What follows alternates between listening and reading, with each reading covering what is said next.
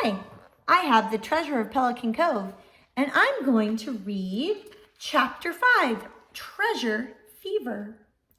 Where could she be? Elizabeth Ann asked. It's not like Gran to leave without saying a word to us. Now hold on, Hiram said. She probably went to the grocery store to pick up something she needed for supper. She wouldn't want to come all the way down to the beach to tell us that. Not if she's coming right back. The pickup's gone, Paul called. Hiram's probably right. She must have gone to the store. No one wanted to leave the porch. They sat down and waited, watching the road to the house. At last they heard the roar of the pickup. It's Gran! Elizabeth Ann took off running, but Jimmy beat her to the pickup. Granny, where have you been? He demanded. Down to the museum, talking to Mr. Culpepper, she replied. Hiram groaned. Oh, not Mr. Culpepper, old busybody Culpepper. Granny frowned slightly at his tone. She pulled off her gloves and took the pin out of her straw hat. Mr. Culpepper is the curator of the museum. You know, you just can't pick up gems at the beach and walk off with them. You can't? Even Hiram looked crestfallen. No, Granny added, but there is a finder's fee, a good one. Then we could still look for the treasure? Jimmy persisted. If that's what you want, Granny replied, but I have to warn you. Hiram is right about Mr. Culpepper.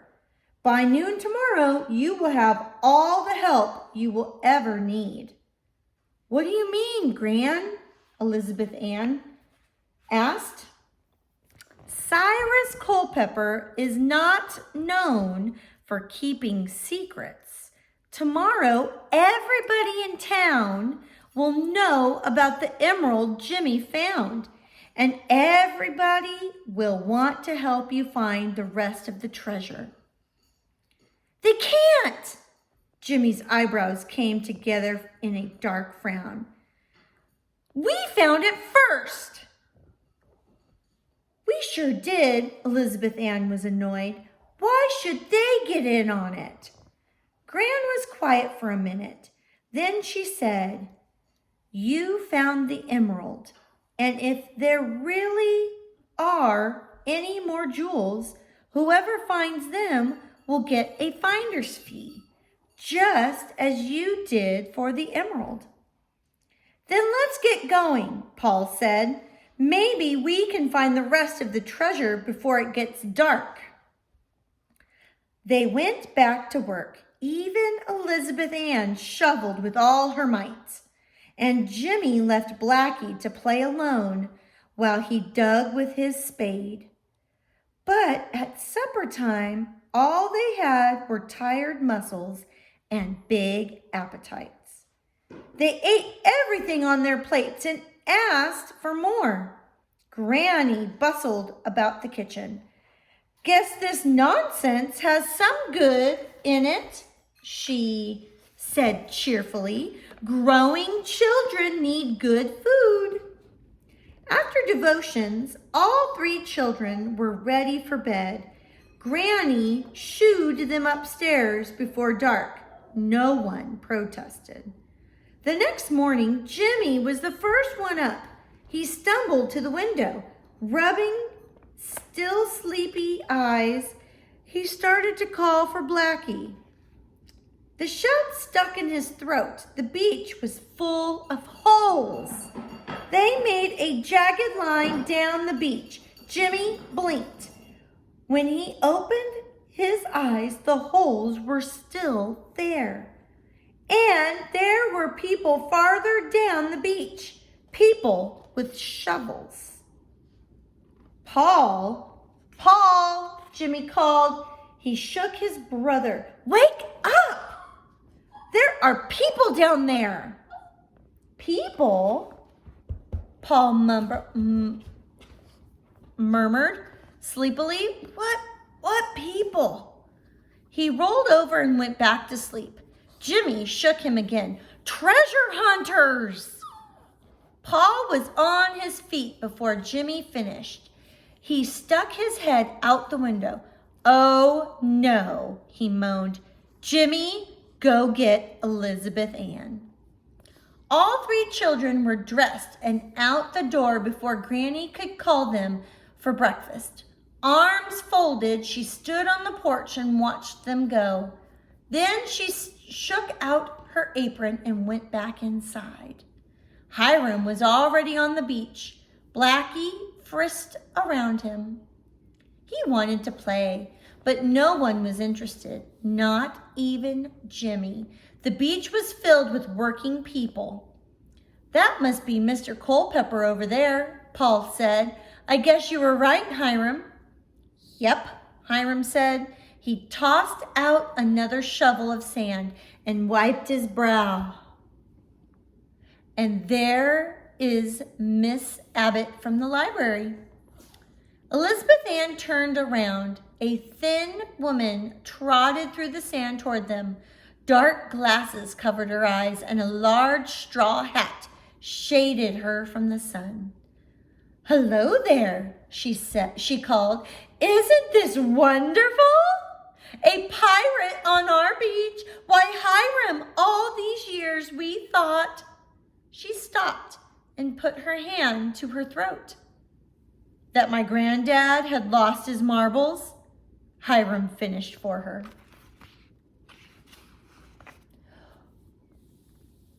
We didn't find any marbles. We found a clay ball, Jimmy said.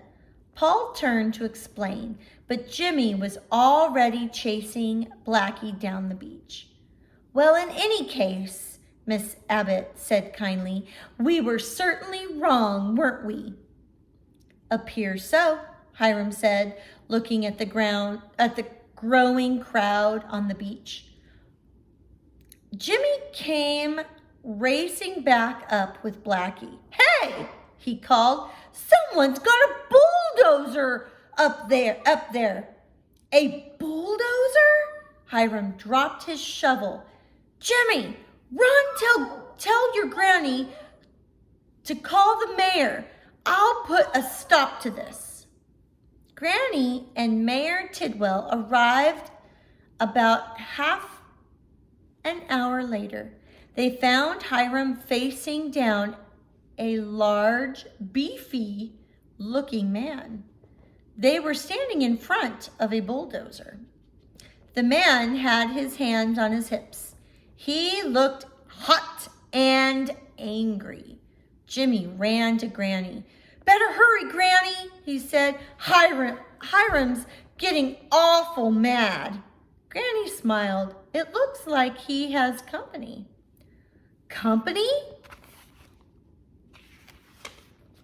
I mean, both of them look angry, Granny explained. Oh, Jimmy said. He and Blackie followed them to the crowd that had gathered around the bulldozer. Hold on, said the mayor. What's going on here? He shook his head at the clamor of explanations. One at a time, he said. You, Hiram, you go first. Hiram explained as quickly as he could. The onlookers murmured with excitement as he told about the clay ball. I heard it was washed up by the storm, shouted one digger, and that hundreds were lying on the beach just waiting for someone to pick them up. I heard that the boy here found a whole chest of gold coins, called another, and that at least 2 more chests were buried under the sand, a bearded man said. So where are they? Move out of my way, said the large man. I unearthed any chest hidden here in a matter of minutes. Don't be hasty, Jake, the mayor said. He frowned at the crowd. Or any of you. You could wreck this coastline before the day's out. Then what'll we do? Shouted a woman. We'll wait, the mayor said firmly. This beach is off limits to everybody. And I mean everybody. For how long? The man's tone was ugly. Long enough for you to get the treasure yourself? The beach will be patrolled by the volunteer police department until we decide what to do, the mayor replied. He turned to the crowd. Town meeting tonight in City Hall. Be there. The people began to pick up their gear. A man made his way through the crowd to the bulldozer. We have a quick job, Jake, he called. The storm washed out part of the beach near the amusement park. Tumbled down that old refreshment stand. They'll give us a flat 100 for finishing the job. Not now, Jake growled. I'm parking this dozer up on the road where I can see what's going on here. But I said it'll wait, Jake said. Jimmy watched as the man hurried back up the path to the road. The bulldozer roared up behind him.